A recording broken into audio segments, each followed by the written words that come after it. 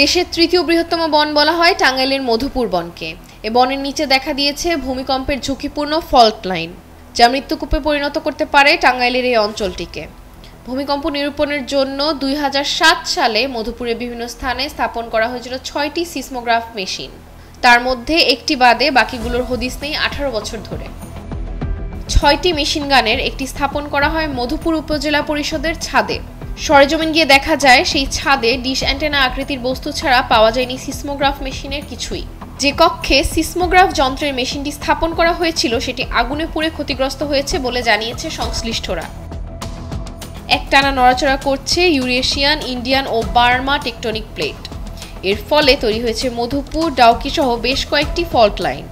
এদের মধ্যে মধুপুর ফল্টে চাপ জমে আছে 400 বছর ধরে। এই চাপ মুক্তি পেলে দেশে 8 মাত্রায় ভূমিকম্প হতে পারে বলে মনে করেন বিশেষজ্ঞরা।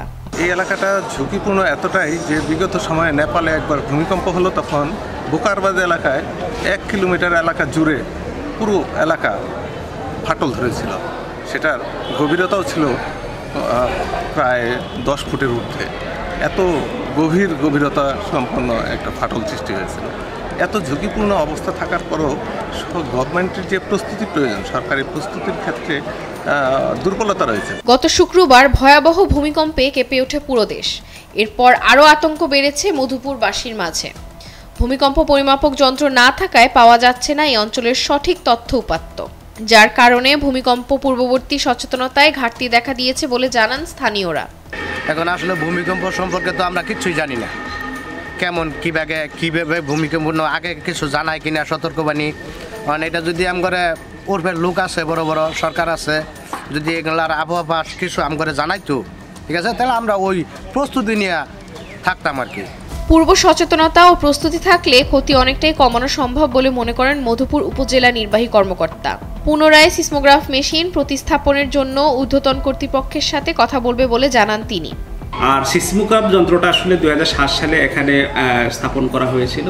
এটা যতটুকু জানতে পারলাম যে এটা আসলে প্রকল্পটার মেয়াদও সম্ভবত শেষ এবং এটা এখন অকার্যকর। আমি কর্তৃপক্ষ পাশাপাশি সংশ্লিষ্ট মন্ত্রণালয়কে অনুরোধ জানাবো দ্রুততম সময়ের মধ্যে এটা পুনঃমেরামত করে এটা পুনরায় স্থাপন করার জন্য, যাতে করে ভূমিকম্প যে তীব্রতা এটা আমরা যেন জানতে পারি। ভূমিকম্প পর্যবেক্ষণ করতে নতুন সিসমোগ্রাফ যন্ত্র প্রতিস্থাপনের জন্য দ্রুত ব্যবস্থা নিতে সরকারের প্রতি আহ্বান জানান স্থানীয় ও বিশেষজ্ঞরা। তাশরিহা আব্দুল্লাহ, ডেইলি সান।